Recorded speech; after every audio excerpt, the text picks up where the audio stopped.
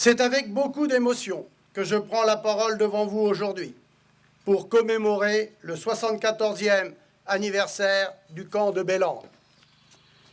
Nos discours semblent bien dérisoires face à l'histoire exceptionnelle qui s'est jouée dans ce territoire entre Eure-et-Loir et Loir-et-Cher. Car ici, c'est le silence qui fut le principal moyen de résistance à l'ennemi.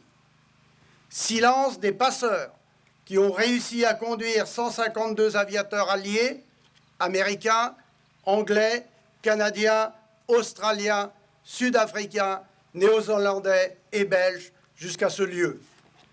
Silence des patriotes qui les ont cachés au sein de leur foyer avant leur arrivée au camp, malgré la conscience du danger qu'ils couraient. Silence des pensionnaires du camp qui devaient rendre leur présence au mieux dans cette forêt la plus secrète et la plus discrète possible afin de ne pas attirer l'attention de l'occupant. Silence des ravitailleurs, des médecins et même d'un coiffeur qui veillait à la subsistance, à la santé, mais aussi à la dignité de ces soldats.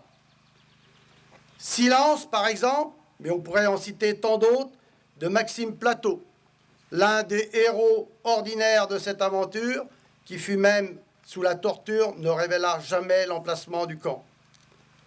En effet, la liste est longue de celles et ceux qui ont su constituer une armée secrète, muette, invisible, mais dotée d'une organisation redoutablement efficace, puisque aucune perte humaine ne fut à déplorer, ni chez les aviateurs, ni chez les résistants.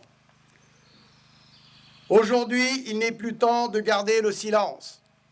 Il convient au contraire de raconter haut et fort la bravoure des femmes et des hommes qui ont rendu possible le miracle de Bélande. Aujourd'hui, nous devons prendre la parole pour faire connaître aux nouvelles générations la formidable leçon de vie que nous ont donnée celles et ceux qui étaient prêts à se sacrifier pour la paix et notre liberté, afin que nos jeunes aient eu aussi, le moment venu, le courage de résister à toutes les formes de barbarie. Merci à toutes celles et ceux qui font vivre le souvenir du camp de Bélande.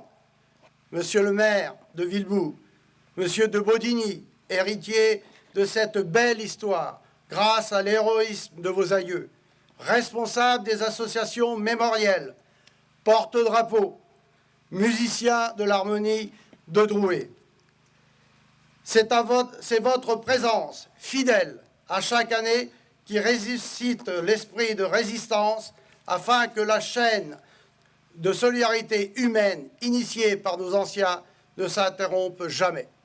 Vive Bélande, vive la République, vive la France.